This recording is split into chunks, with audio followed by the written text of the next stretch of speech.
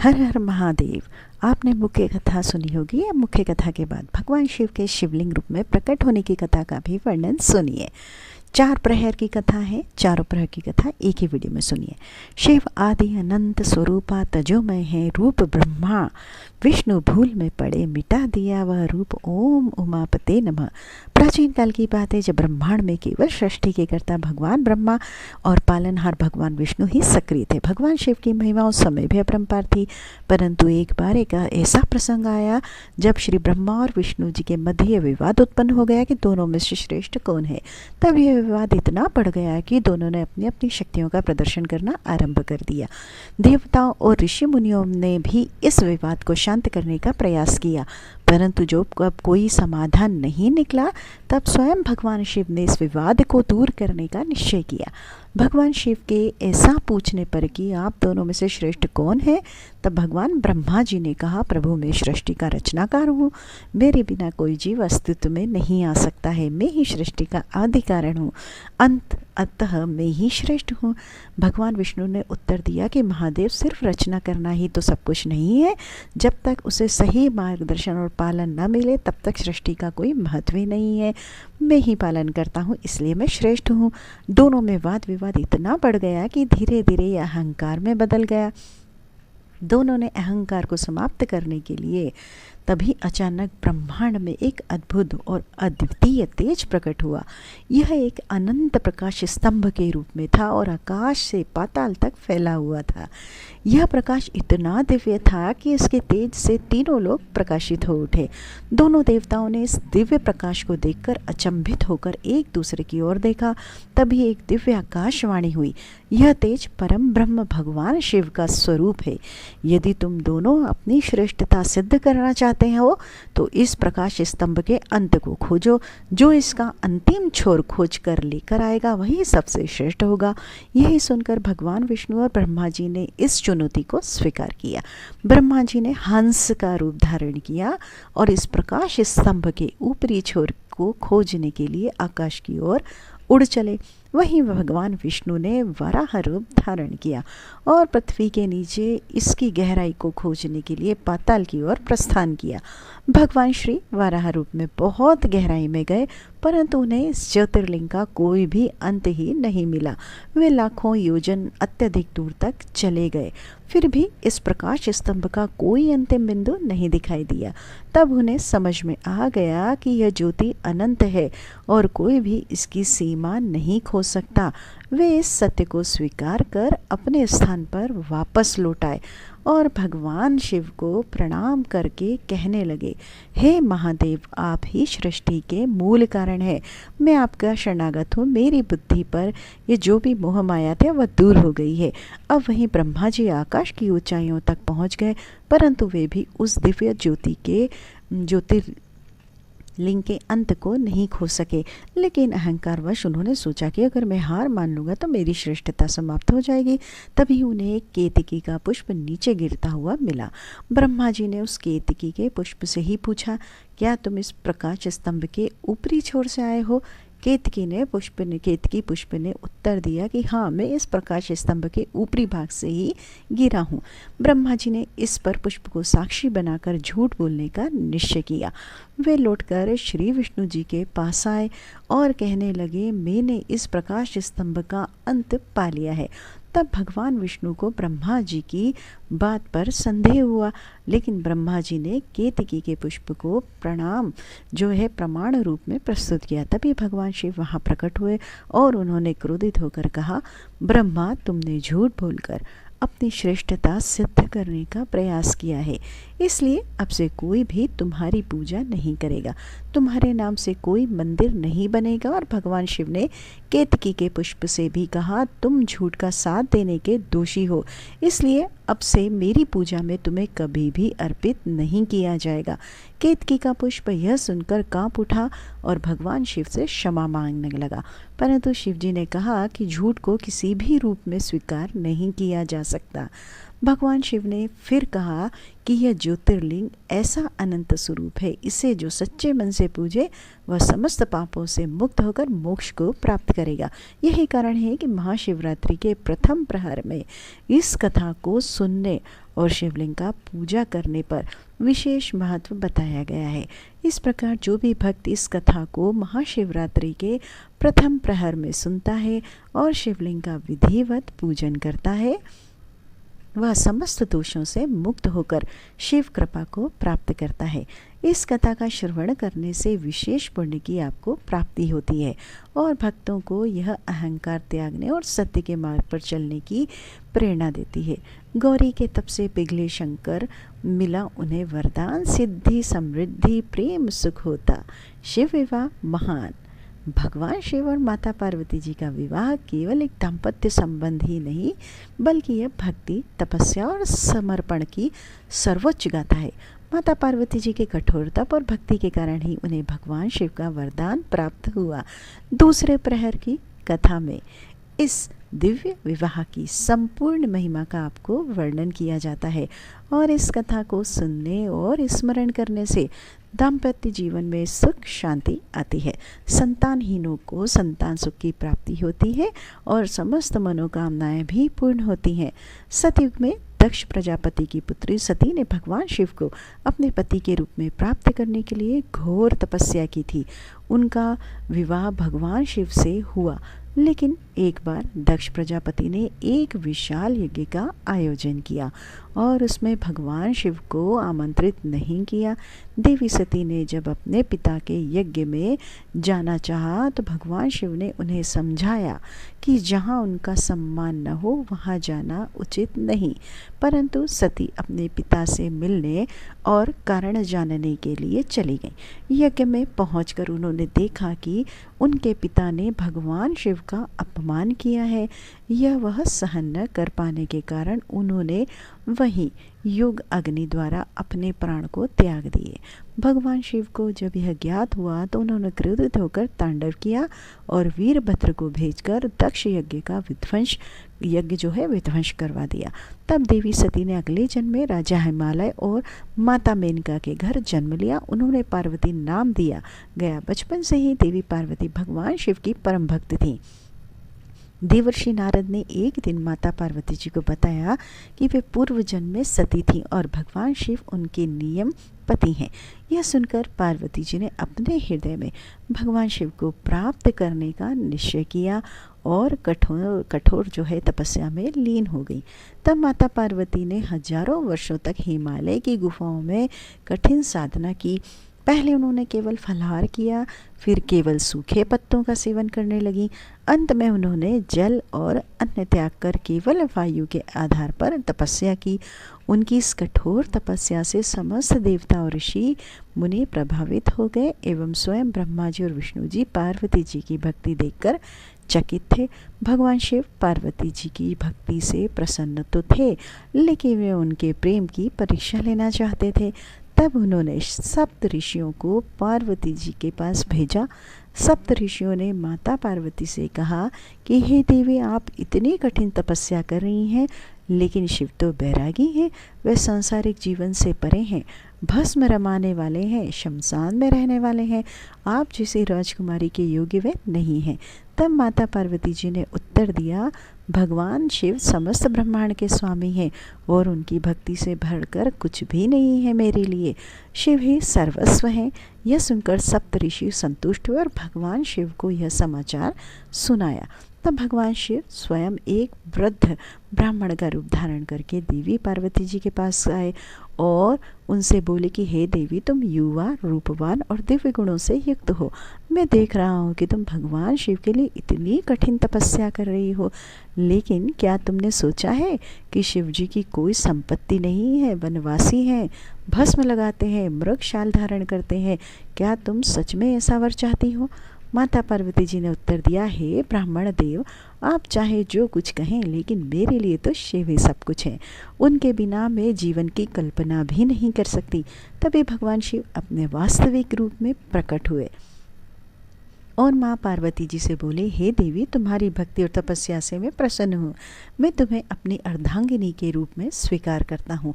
माता पार्वती जी ने बड़ी प्रसन्नता से मुस्कुराते हुए भगवान शिव के चरणों में प्रणाम किया।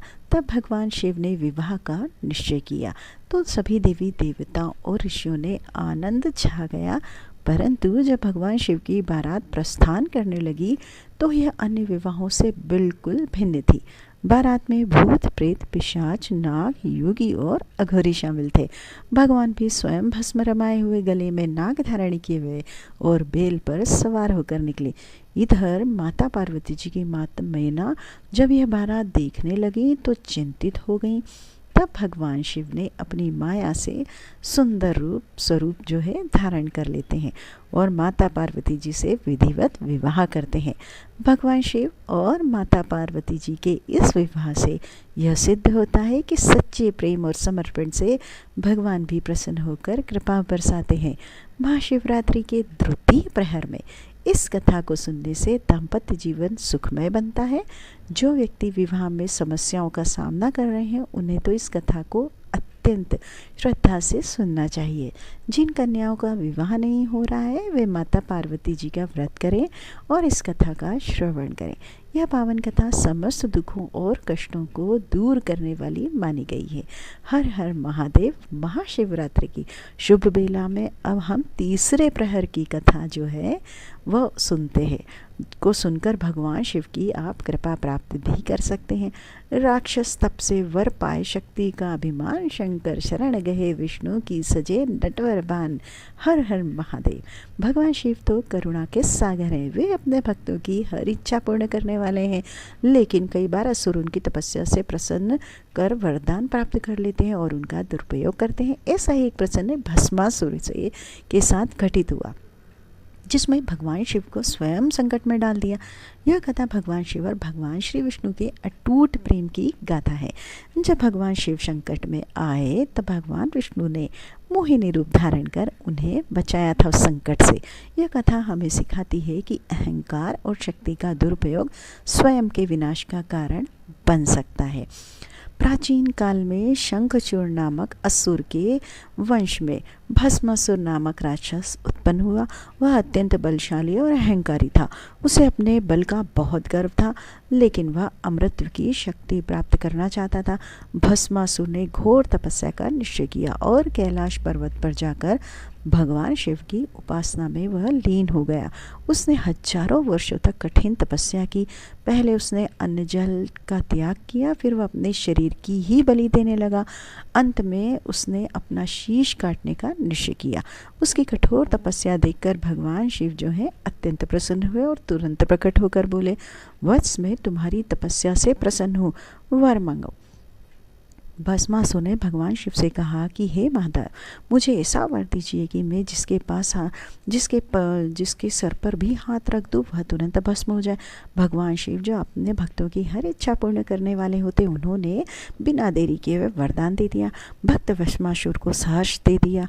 अब जैसे ही भस्मासुर ने यह वरदान प्राप्त किया, उसके मन में कपटपूर्ण विचार आया। सोचने लगा, अगर मैं स्वयं शिव जी पर यह वरदान आजमाऊं तब तो मैं त्रिलोक का स्वामी बन जाऊंगा। भस्मासुर ने तुरंत भगवान शिव पर ही शक्ति आजमाने का निश्चय किया और उनकी ओर दौड़ पड़ा। भगवान शिव यह देखकर अत्यंत आश्चर्यचकित हुए। वे जानते थे कि उनका दिया वरदान अटल होता है और कोई उसे रोक नहीं सकता। तब तो उनके लिए एकमात्र उपाय था भागना। अब भगवान शिव तीनों लोकों में दौड़ने लगे। वे कैलाश से सीधे पाताल लोक गए, फिर वे स्वर्ग और धरती पर भागते रहे। ब्रह्मा जी के पास गए, लेकिन वे भी उनकी सहायता करने में असमर्थ थे। भस्मासुर की इधर शिव जी के पीछे पीछे दौड़ता रहा था। उसने निश्चय कर रखा था कि शिव जी को भस्म करके वह स्वयं अमृत प्राप्त करेगा। तब भगवान शिव ने अंत में भगवान विष्णु की शरण लेने का निश्चय किया। वे क्षीर सागर पहुँचे और भगवान विष्णु से अपनी समस्या कही। भगवान विष्णु शिव जी की संकट की बात सुनकर मुस्कुराकर कहने लगे, महादेव चिंता मत कीजिए, मैं इस असुर का अहंकार मिटा दूंगा। तब भगवान विष्णु ने मोहिनी रूप धारण किया। मोहिनी रूप में वे अपार सौंदर्य से युक्त दिव्य नारी बन गए। उनका रूप ऐसा था कि कोई भी उन पर मोहित हो सकता था। जब भस्मासुर शिव जी को खोजता हुआ वहाँ पहुँचा तो उसने मोहिनी को देखा और मंत्रमुग्ध हो गया। मोहिनी मुस्कुराते हुए कहा कि हे भस्मासुर, तुम बहुत बलशाली और वीर लगते हो। बाकी सब तो ठीक है, लेकिन क्या तुम मेरे समान सुंदर नृत्य कर सकते हो? भस्मासुर जो पहले ही मोहिनी पर मोहित हो चुका था, तुरंत नृत्य करने के लिए तैयार हो गया। अब मोहिनी ने नृत्य करना प्रारंभ किया। भस्मासुर भी उनके साथ साथ नृत्य करने लगा। मोहिनी ने धीरे धीरे हाथ उठाकर अपने सिर पर रखा। भस्मासुर भी अंधाधुन उनकी नकल करता रहा। जैसे ही उसने अपने सिर पर हाथ रखा, वरदान के प्रभाव से वह स्वयं उसी जगह पर भस्म हो गया। यह देखकर भोलेनाथ तो बड़े प्रसन्न हुए और भगवान विष्णु की स्तुति करने लगे। कहने लगे कि हे नारायण, संकट के समय आपने मेरी रक्षा की है। हम दोनों का प्रेम अविनाशी है। भगवान शिव और भगवान विष्णु का प्रेम अद्भुत और अलौकिक है। इस कथा से सिद्ध होता है कि अहंकार विनाश का कारण बनता है। शक्ति का दुरुपयोग स्वयं के लिए घातक होता है। भगवान विष्णु और शिव जी में कोई भेद नहीं है, परस्पर पूरक हैं। जो शिव जी की आराधना करता है उन्हें भगवान विष्णु की कृपा भी प्राप्त होती है। और जो व्यक्ति इस कथा को महाशिवरात्रि के तीसरे प्रहर में सुनता है, उसके जीवन में संकट और भय समाप्त हो जाते हैं। जो भगवान शिव और भगवान विष्णु दोनों की आराधना करते हैं, वह सभी कष्टों से मुक्त होकर मोक्ष को प्राप्त होते हैं। यह कथा हमें अहंकार त्यागने और सच्चे भक्त बनने की प्रेरणा देती है। हर हर महादेव, जय श्री हरि। प्रिय श्रोताओं, अब हम सभी महाशिवरात्रि के चौथे प्रहर में भगवान शिव और माँ पार्वती जी की कृपा प्राप्त करने के लिए चतुर्थ प्रहर की कथा का श्रवण करते हैं। शिव की लीला अपरंपार, रूप अनेक, दिखाए अर्धनारीश्वर, बन गए सृष्टि हेतु सहायक। हर हर महादेव। भगवान शिव केवल संहार के ही देव नहीं, बल्कि वे सृष्टि के पालन और संतुलन के भी स्वामी हैं।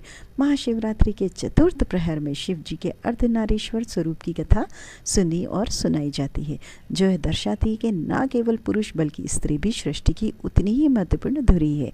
और यह कथा हमें यह भी सिखाती है कि अहंकार चाहे कितना भी बड़ा हो, शिव जी के आगे टिक नहीं सकता। स्वयं ब्रह्मा और विष्णु को भी इस सत्य को स्वीकार करना पड़ा और भगवान शिव का अर्धनारीश्वर रूप इस ब्रह्मांड की दिव्य सृष्टि का प्रतीक है, जिसमें शिव और शक्ति एक साथ मिलकर संपूर्ण अस्तित्व को बनाए रखते हैं। यह रूप दर्शाता है कि पुरुष और स्त्री तत्व परस्पर पूरक हैं और संसार के संतुलन के लिए इनका एकीकरण आवश्यक है। भगवान शिव का यह स्वरूप आधे शरीर में पुरुष रूप में और आधे शरीर में स्त्री रूप में अर्थात शिव और शक्ति रूप में प्रकट होता है। यह रूप न केवल आध्यात्मिक दृष्टि से महत्वपूर्ण है, बल्कि वैज्ञानिक और दार्शनिक दृष्टि से भी इसका गहरा संदेश देता है। सृष्टि के आरंभ में जब भगवान ब्रह्मा ने संसार की रचना का कार्य आरंभ किया, तब उन्होंने अकेले ही जीवों को उत्पन्न करने की चेष्टा की, लेकिन वे असफल रहे। उन्होंने बहुत प्रयास किया, परंतु सृजन संभव नहीं हुआ। तब भगवान ब्रह्मा जी ने भगवान शिव की उपासना की और उनसे इस समाधान की याचना की। भगवान शिव ने प्रकट होकर कहा कि हे ब्रह्मा, सृजन तभी संभव होगा जब पुरुष और स्त्री दोनों का समावेश हो। ब्रह्मा जी को यह बात समझ में आई, लेकिन वे नहीं जानते थे कि स्त्री तत्व कहाँ से आएगा। तब भगवान शिव ने अपनी योग माया से अपने आधे शरीर को माँ पार्वती के रूप में परिवर्तित कर दिया और इस प्रकार वे अर्धनारीश्वर रूप में प्रकट हुए। ब्रह्मा जी ने भगवान शिव को अर्धनारीश्वर रूप में देखा तो अत्यंत विस्मित हो गए। शिव जी के इस स्वरूप में उनका दाहिना भाग पुरुष रूप में था और बायां भाग देवी शक्ति के रूप में था। तब भगवान शिव ने ब्रह्मा जी को आशीर्वाद दिया और वह संसार में पुरुष और स्त्री दोनों मिलकर सृजन करेंगे। पुरुष बीजदाता होगा और स्त्री जन्मदात्री होगी। यही प्रकृति का अटल नियम होगा। ऐसा कहकर भगवान शिव ने अपने अर्धनारीश्वर रूप में स्त्री शक्ति को पृथक कर दिया। अब माँ शक्ति स्वतंत्र रूप से विद्यमान हो गई और ब्रह्मा जी ने सृष्टि का सृजन प्रारंभ किया। तब देवताओं और ऋषियों ने भगवान शिव के अर्धनारीश्वर रूप के दर्शन किए तो वे शिव जी और शक्ति की इस अद्भुत लीला को देखकर मंत्रमुग्ध हो गए। बोले, हे प्रभु, आपका यह स्वरूप हमें सिखाता है कि संसार में ना तो पुरुष अकेला पूर्ण है और ना ही स्त्री, दोनों मिलकर ही इस ब्रह्मांड को संतुलित रखते हैं। तब भगवान शिव ने उत्तर दिया कि देवताओं, नारी और पुरुष कोई भिन्न नहीं है, वह एक ही ऊर्जा के दो रूप हैं। नारी शक्ति ही पुरुष में स्थित है और पुरुष तत्व ही नारी में विद्यमान है। इसलिए जो स्त्री का सम्मान करता है वह शिव को प्राप्त करता है और जो पुरुष का सम्मान करता है वह शक्ति का आशीर्वाद पाता है। इस प्रकार शिव और शक्ति एक दूसरे के बिना अधूरे हैं। शिव शक्ति शिव की क्रिया है और शिव शक्ति का आधार है। संसार में पुरुष और स्त्री दोनों समान रूप से महत्वपूर्ण है, दोनों के बिना जीवन संभव नहीं। इस प्रकार जो भी भक्त भगवान के अर्धनारीश्वर स्वरूप की आराधना करता है उसे जीवन में संतुलन, प्रेम और आध्यात्मिक उन्नति प्राप्त होती है। अगर पति पत्नी इस स्वरूप की उपासना करें तो उनके बीच अटूट प्रेम और समझ बनी रहती है। भगवान के इस स्वरूप का ध्यान करने से मन, शरीर और आत्मा में शांति आती है और भगवान शिव का अर्धनारी स्वरूप हमें सिखाता है कि संसार में नारी और पुरुष दोनों की ही समान भूमिका है। तो यह थी महाशिवरात्रि के चारों प्रहर की सुनने वाली पावन कथाएं। आप सब भी इन कथाओं का श्रवण कर अपने जीवन को कृतार्थ करें और भगवान शिव की और माँ शक्ति की कृपा प्राप्त करें। आप सभी ने कथाओं को अंत तक सुना, इसके लिए आप सबका एक बार फिर से बहुत बहुत आभार। आपका दिन शुभ हो, मंगलमय। ओम नमः शिवाय। जय माँ।